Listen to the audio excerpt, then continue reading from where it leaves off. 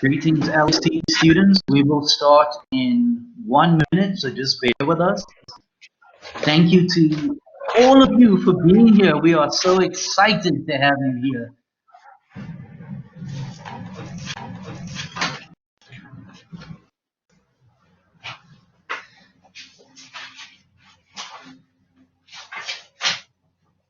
Okay, I think that we should get started. First of all, officially welcome to all LST students. You'll see that, by the way, this is Oscar Avis speaking, the course coordinator, and my colleague, Ms. Emma Paulette, is with me. I'm not sure if Professor Parsons, the director of the Unit for Academic Literacy, is with us, but Prof, if you are, welcome. Students, we are going to try and be as quick as possible just because I understand some of our undersea cables were cut, so even my connection is a bit funny here. There's some requests from our side. As I go through the slides, feel free to post any question in the and Ms. Paulette will answer questions there. Now remember that there are two of us and there are more than 100 of you, so obviously she's not going to be able to answer all of those questions. And in the future, we will have more LST lecturers moderating with us. This is a trial, it's a pilot. And I will also upload this to LSTV. All right, let's get started.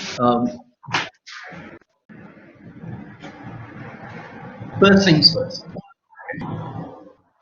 Objectives for today are listed. And then I also want to briefly clarify the requirements, redirect you guys to that you may for your summary. And then as you are doing right now, I saw questions come in. Okay, so Ms. Paulette, strength for that. But I just want to say this before we get started, guys, and this is where I am truly amazed. I let you know about this and all of my colleagues in the UAL, that in the last 2 weeks, okay, let me put it this way, between February and before the shutdown, right before, you guys, in 2 weeks, you guys have achieved 64% of that total. So what this shows us is that you guys are interacting with us, you're interacting with the system, and we are really, really happy. Continue. Okay, so continue. Okay, so for the poster assessment 4, you guys had that argumentative topic on page 43. So what you have to do now is that you're going to have to decide what your stance is in the topic. And then you'll have to summarize one data source which warrants your stance. Previously, you would have had with all sources, but we're reducing that now. So all you have to do is choose one data source that reflects your stance in the argument. Now, I understand that some lecturers have told you that you can work with any topic on page 43, even if it is different from your team's poster. That is 100% fine. But just remember that if you choose to change topics from the poster to the final assessment, the essay will have to be the exact same as the topic that you choose for the summary. So just be clear of that. Okay? I think this is clear. Right between 250 and 300 words, you have to paraphrase. Okay? Please, as far as the quotation is concerned, only one, because we want the majority of your summary to be paraphrased. And then remember, both of those citations are required. And let me just jump here. If you go to Clicker and just take a quick look at step 5 over there, the structure of the summary is shared with you.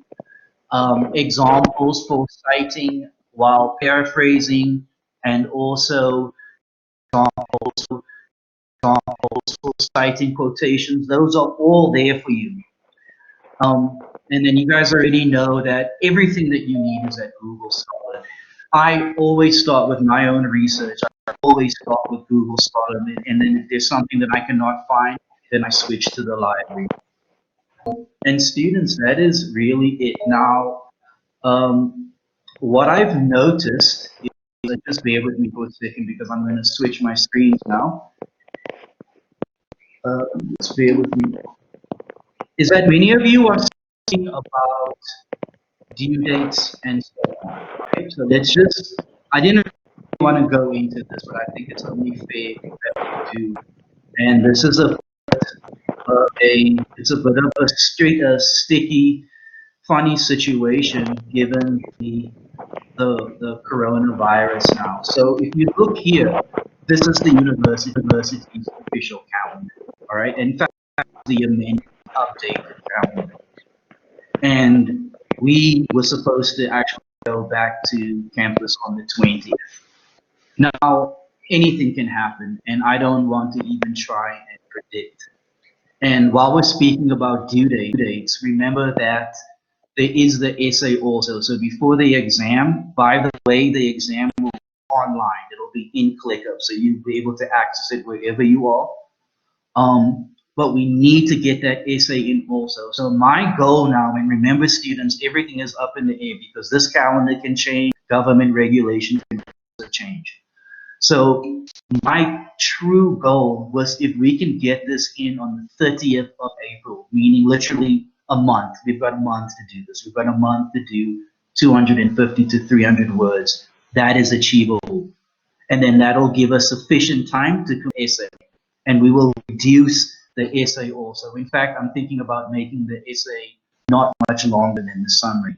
So those are my thoughts about the due date for assessment 5, is looking at the 30th of February, given that our total timetable can change.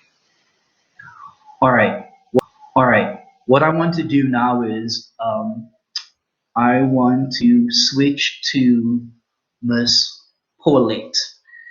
But if Ms. Paulette can just give me 1 minute, not 1 minute, literally 10 seconds.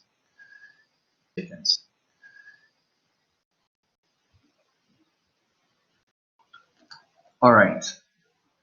Ms. Paulette, from your side, are there 2 to 3 questions which are coming from the students that we need to address right now, which in your view are of the utmost that you're getting from more than one? Well, a pertinent question that I just got was, are we allowed to use multiple sources? Answer for that is, I think 2, if I'm not mistaken. They were allowed to use at least 2 sources for this. And the source doesn't be... Is that okay, Oscar? Let's deal with that one. Let's deal with them one at a time. So the students are correct that originally we wanted them to use more than one source. But due to the change of curriculum, due to the change in the university's calendar, we want to simplify that. So we are asking students, please, and we respect the fact that you are eager to access the data, but stick to one source. Okay, so just one source is required. Next pertinent question is, do you summarize your points for the argument referencing the sources? Hold on, let me rephrase this. So do you summarize the entire article, or do you summarize it according to your stance? We got cut off for a split second there, but I think I get the gist of the question. So remember that the summary genre that we are using is the key point summary. So A, the article that the student is summarizing, or students, the article that you all are summarizing must reflect your stance.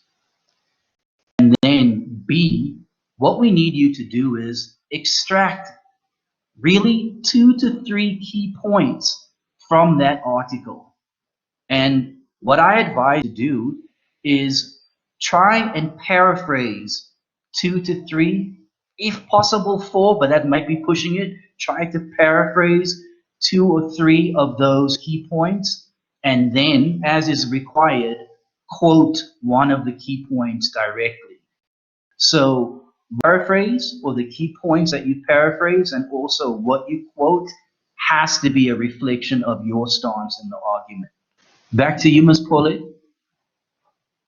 Okay, so to summarize this input on the summary, you don't want them to summarize the entire article, basically summarizing according to their stance. They're extracting key points from the article that relate to the stance.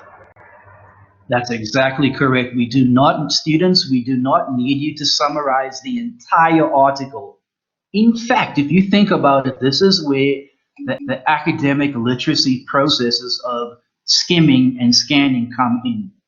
We need you to scan the article and to skim it. Why? So that you can get the broad sense of what it's about, and then to zoom in, to narrow in on those key points which you find essential.